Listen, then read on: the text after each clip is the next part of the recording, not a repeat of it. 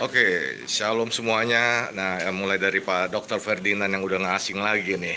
Pak Dr. Ferdinand, kayaknya Anda begitu semangat sekali nih dalam hal untuk, mohon maaf ya, mohon izin, yang HKBP jangan tersinggung, bukan hanya soal membela gereja atau apa, tetapi ya ini adalah membela institusi negara yang berdiri teguh untuk namanya institusi negara, konstitusi, konstitusi negara. Nah, apa yang membuat begitu semangat nih Pak?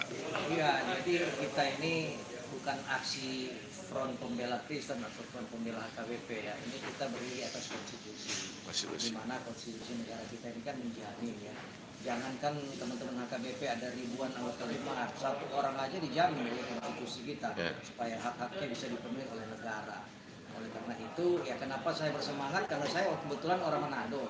Orang Manado itu kan salah satu panitia persiapan kemerdekaan Indonesia, Pak Samratulangi. Jadi kita yang membuat itu, kita yang bikin itu kemerdekaan. Nah, oleh karena itu kita ini tidak ngontrak di Indonesia dan kita harus tegakkan ini konstitusi. Tidak boleh ada pelarangan kegiatan keagamaan, kegiatan ibadah di seluruh wilayah negara kesatuan Republik Indonesia. Kita harus lawan. Itu aja. Oke, soalnya gini kan, saya melihat mulai dari kayaknya ada grand design. Kalau ini kan dugaan saya sementara, boleh dong kita menduga-duga. Seperti juga kemarin juga dari HKBP dan lain-lain juga ada juga tentang yang namanya pesantren ya, yang di demo juga, dan kebetulan adalah di daerah mayoritas Kristen. Tetapi ketika ditanya penduduk ya itu bukan dari penduduk sekitar. Menurut Bapak, apakah ini ada grand design yang dimainkan? Kalau itu saya nggak bisa ngomong ya, nggak tahu. Yang pasti Apa ragu-ragu nih, nggak bisa ngomong Bang? yang pasti kita agama apapun dia tidak boleh ada yang larang ya. Agama Kristen, Hindu, Buddha, Konghucu, Islam, bahkan ke aliran kepercayaan ini juga difasilitasi oleh negara ya, dijamin oleh undang-undang. Jadi ayolah kita bertoleransi satu dengan yang lain, kita saling menerima satu dengan yang lain. Begitu. Oke, sekarang ke tim pengacara. Ya. Halo Bapak, Ibu, apa kabar? Oke Pak, tadi telah diterima dengan baik dengan anggota Komisi 8 ya, Bapak Ibu ya?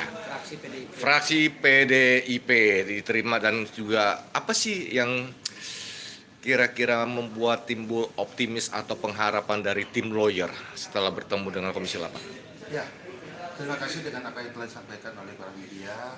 Yang jelas kami selaku tim lawyer daripada HKBP, yang pertama yang perlu kita ingatkan kepada seluruh Indonesia bahwa kami ini bukan cuma didukung oleh berbagai fraksi atau fraksi PDIP, khusus juga fraksi dari PKB, tetapi masyarakat di luar daripada itu mendukung penuh adanya hal yang berkaitan dengan pendirian pembangunan gereja HKBP sendiri di Kota Cilegon.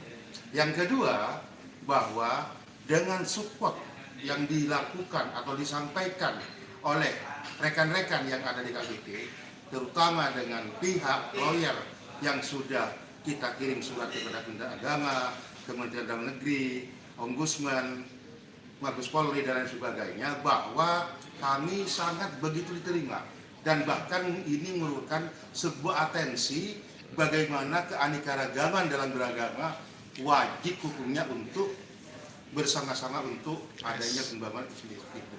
Yang ketiga, dengan pertemuan yang dilakukan oleh pihak KBP, baik itu para pendeta maupun dari para lawyer sendiri, fraksi PDIP dan Komisi 8 sangat merespon baik sekali. Bahkan ini dikawal sampai tuntas. Dan yang kedua, bahwa hal tersebut ini 2 SKB tidak menutup kemungkinan akan dijatuh. Biar tidak menjadi bumerang di lapangan. Kalau ini dicabut, menjadi wacana besar pemerintah agar satu kesatuan yang tidak terpisahkan ini menjadi hal sesuatu yang terbaik ke depannya seperti itu.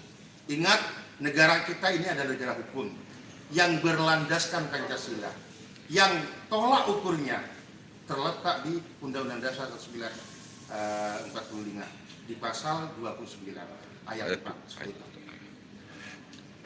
Oke, selain itu kalau nggak salah tadi saya ada dengar selain dari PDIP ada apa lagi Pak? dari PKB, PKB. dari PKB juga menyambut Kenapa ya. kita pakai PKB?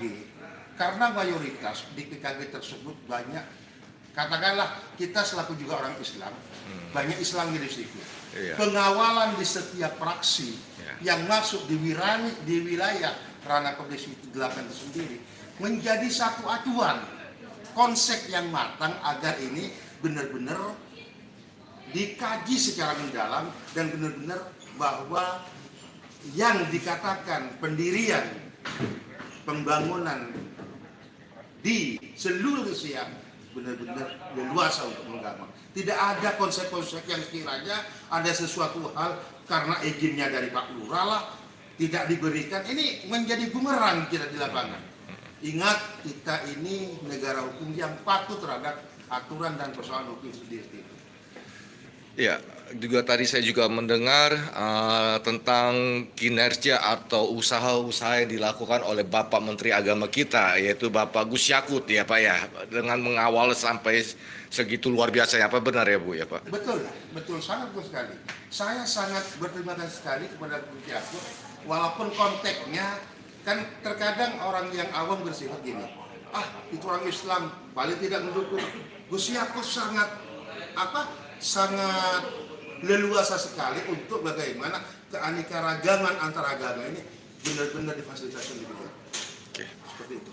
Nah, Jadi mohon lawyer berkeinginan dengan pihak para pendeta agar satu kesatuan yang tidak terpisahkan, terutama agama dalam beraneka-ragaman, wajib punya pendidikan fasilitasi untuk pembangunan di seluruh Indonesia masalah berkaitan dengan gereja tersebut. Seperti itu. Ya, makanya tadi kan saya sudah usulkan secara teknis supaya kita duduk di mana kita yang sama-sama peduli untuk kasus HKBP Cilegon ini secara khusus itu bisa terkomunikasi dengan baik. Nah, yang kedua memang kita berdoa supaya apa yang disampaikan tadi pula kita sudah dorong memang supaya peraturan bersama dua menteri ini itu bisa direvisi dan naik menjadi peraturan presiden.